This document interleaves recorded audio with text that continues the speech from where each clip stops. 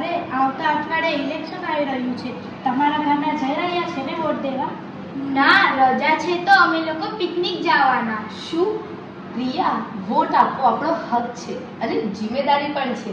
જો આપણે વોટ ના આપીએ તો આપણા ભવિષ્યના નિર્ણયો કોણ લેશે? ઇલેક્શનની રજા વોટ આપવા માટે હોય છે. સાચું બોલો. જો આપણું મતદાન ન થાય તો ખોટા લોકો સત્તામાં આવી જાય છે અને આપણે જ ફરિયાદ કરીએ કે તંત્ર બરાબર નથી. મારો એક પરિવાર વોટ નહીં આપે તો શું થશે?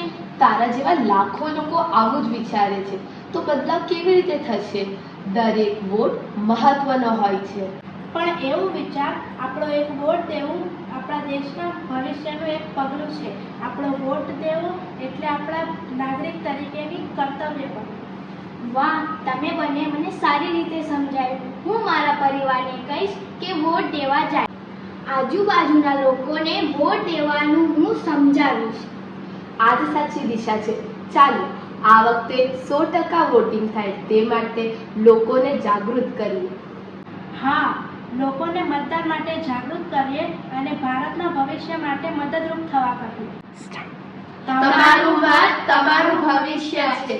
મતદાન કરો, જવાબદાર નાગરિક બનો. જય હિન્દ.